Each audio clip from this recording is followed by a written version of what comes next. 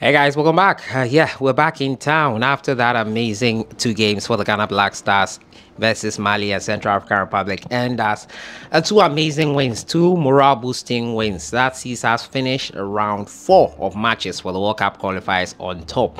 We are on top, sitting pretty on top, and Ghana Black Stars are excited to be there. I'm excited to be there as part of the action, but as you know, you'll be wondering why, if that has happened to us, there is this distraction happening right now. Kudus Mohammed responded to some critics of his game in the two games Ghana played versus Mali and Central African Republic, and the manner in which he responded was quite unsavory, according to some. Some were of the opinion that Kudus was disrespected, and he had to respond.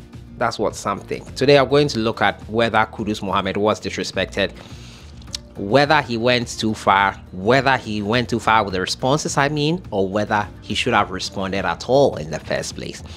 We'll have a look at all that today, but as usual, don't forget to subscribe if you haven't. Click on that notification bell to get more updates. Today is exactly 2 years to the World Cup in the United States, Canada, and Mexico. And as you already know, Ghana is on course to making a 5th World Cup appearance. Nothing is set in stone yet. However, the Black Stars have 9 points on the board. But after the games versus Central African Republic and Mali, there were some talks about Kudus Mohammed's style of play. There was some thoughts about the fact that Kudus Mohammed, first of all, according to these comments that he responded to, you people should talk the truth. He's not Messi, neither is he Ronaldo. He should stop doing too much and release the ball quickly. Kudus responded with Massa, shut the fuck up. Another comment came in, Mohammed Kudus needs to be talked to. What kind of selfishness and unnecessary ball control is that? Come and talk to me yourself, was Kudus' response. I think the hype is getting into the head of Kudus Mohammed now. Bro, play the ball like you play for West Ham. Nobody they beg you for hype. Sean the fool is the response from Kudus Mohammed. Bro, you shouldn't have done that. Just ignore and be of your best. Sometimes you need to tell them, bro. They sit behind keyboards and be doing dumb stuff. Yeah, those were the responses of Kudus Mohammed. Not the best of comments from a figure like him, but I'll be giving my thoughts on it. And first of all, I say he shouldn't have responded. That is my personal opinion. But then again, it's a free world and he has the right to respond. Just as those people had the right to criticize him, he also had the right to respond in his same manner. And that is what has got a lot of people talking. Kudus Mohammed has been an amazing player for the Ghana Black Stars in recent times since he made his debut under Coach Kwesi Appiah in the 2019 African Cup of Nations, 2021 African Cup of Nations qualified in 2019 versus South Africa, coming on as a substitute and scoring a goal. A revelation of her talent since then. Kwesi Appiah with the eye for finding talent. And speaking of Kwesi Appiah, a bit of diversion here. His side is still on top with 10 points unbeaten in World Cup qualification after round 4. After that debut, Kudus Mohammed has gone on to prove pivotal for the Ghana Black Stars in competitions like World Cup qualifier games with South Africa, where he was pivotal in getting us a goal. We drew 1-1 in South Africa. In competitions like the African Cup of Nations, his very first AFCON this year, he was pivotal, scoring important goals, but unfortunately, we could not make it through. The truth is that he has been amazing for Ghana just at the tender age of 23 years. But then that doesn't mean he cannot be criticized.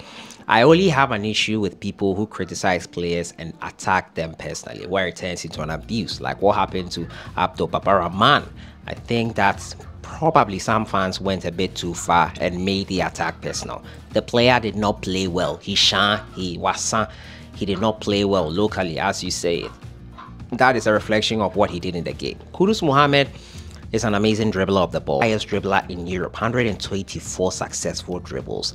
And that means that from time to time, he will be selfish with the ball. And at a certain point in time, that will be detrimental to the team or not. It depends on how you think to look at it. But yesterday, in the first half, a lot of people were of the opinion that he stuck to the ball. I myself was like, some of the balls, he should have released them better. He should have passed to a better placed teammate. He should have done the right thing in getting the ball to someone well placed to do the right thing and find the back of the net, probably. He didn't do that, and this is what some of these criticisms come in to outline. I don't see the abuse here. Many people were calling this criticism abuse. It was not abuse. And Kudus Mohammed replying to them, in my opinion, doesn't help matters. But I said again, it's a free world. He could have decided to respond, and he did. My problem, however, is that these comments did not tag him in there. So what it means is that Kudus Mohammed went online onto Twitter, searched for his name, and then started replying to them. That's basically what happened here, and that is why I find it a bit weird. It's not something he has done before, and some people say it's about time the players face some fans who just sit around and talk anyhow about them. Well, you can't decide to respond, but in my opinion, those who say that players who have also faced harsh criticisms or gone through worse are all quiet, that is not a justification for doing this. You have to remember that the culture of football, the culture of the crop of players we are bringing up right now are not used to that culture that those players in the time used to be used to. Look at Baby Jetta Samoja. He played for a local team like Liberty Professionals. The fans will get in your face, they will tell you as it is and let you know their displeasure. Kudus Mohammed started a right to dream, where probably he did not get that kind of treatment when games didn't go well. He was at FC Nordsjælland, went to Ajax, and then to West Ham United.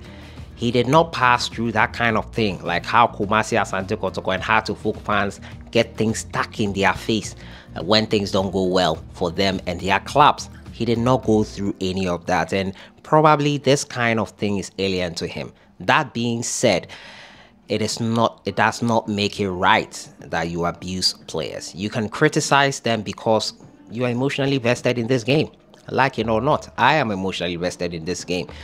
Whether you like it or not, people will not like what you do, whether you do it best to your abilities or to the instructions the coach gives you. Fans will be fans. All they are interested in is results and making them happy. But the truth is that you do not want to win a game more than players. The other truth is that when things go awry, the fans get hurt more than the players, because in the end, the players get paid for playing. And the fans, what do they get for supporting and putting their hearts in it? Probably not much, except for those who probably bet. So yeah, Kudus shouldn't have responded. It was not necessary in my opinion, but it is a free will. Did they disrespect him? I don't think so, with these comments I've read and I've read out to you. But let me know what you think. Was Kudus Mohammed disrespected with these comments? He is not a happy bunny from these responses, but was it warranted? Do you think Kudus Mohammed has faced disrespect in this light? I don't think so. I don't think anyone was abusive towards him in these comments, but I feel that there's a culture where players who get a stick for bad performances, the attacks go a bit too far at times, and probably someone says Kudus is trying to nip it in the bud before it goes outside or a step too far. But let me know what you think in the comments box. Was Kudus right in responding? Should he have let sleeping dogs lie? Or was he right to make them know that he will not tolerate any form of criticism? Is it right for players to do that? I'll see you guys in the next one. Thoughts in the comments box. Enjoy your evening.